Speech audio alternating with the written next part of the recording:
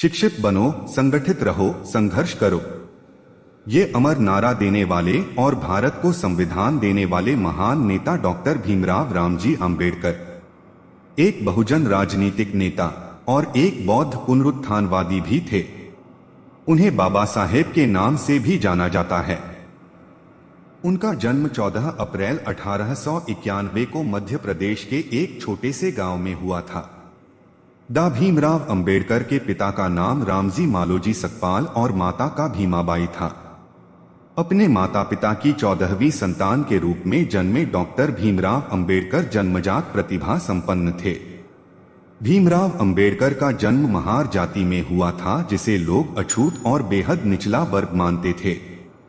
बचपन में Bhimrao Ambedkar doctor BR Ambedkar के परिवार के साथ सामाजिक और आर्थिक रूप से गहरा भेदभाव किया जाता था।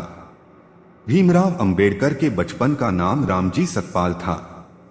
अंबेडकर के पूर्वज लंबे समय तक ब्रिटिश ईस्ट इंडिया कंपनी की सेना में कार्य करते थे और उनके पिता ब्रिटिश भारतीय सेना की मऊ छावनी में सेवा में थे।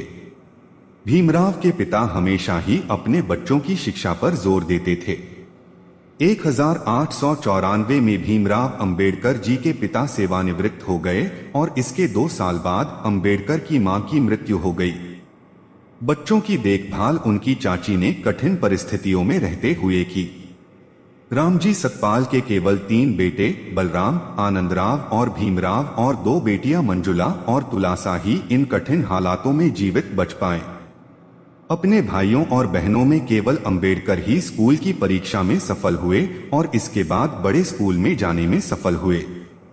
अपने एक देशस्थ ब्राह्मण शिक्षक महादेव अंबेडकर, जो उनसे विशेष स्नेह रखते थे, के कहने पर अंबेडकर ने अपने नाम से सकपाल हटाकर अंबेडकर जोड़ लिया, जो उनके गांव के नाम अंबावडे पर आधारित था।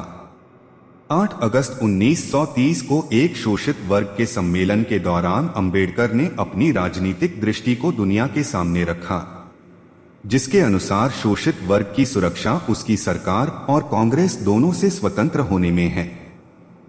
अपने विवादास्पद विचारों और गांधी और कांग्रेस की कटु आलोचना के बावजूद अंबेडकर की प्रतिष्ठा एक अद्वितीय विद्वान और विधिवेत्ता की थी, जिसके कारण जब 15 अगस्त 1947 में भारत की स्वतंत्रता के बाद कांग्रेस के नेतृत्व वाली नई सरकार अस्तित्व में आई तो उसने अंबेडकर को देश का पहले कानून मंत्री के रूप में सेवा करने के लिए आमंत्रित किया, जिसे उन्होंने स्वीकार कर लिया।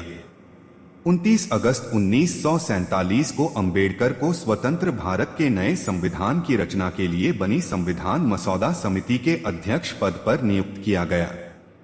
26 नवंबर 1949 को संविधान सभा ने संविधान को अपना लिया।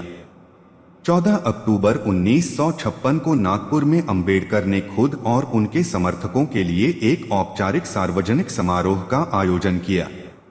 अंबेडकर ने एक बौद्ध भिक्षु से पारंपरिक तरीके से 3 रत्न ग्रहण और पंचशील को अपनाते हुए बौद्ध धर्म ग्रहण किया। 1948 से अंबेडकर मधुमेह से पीड़ित थे।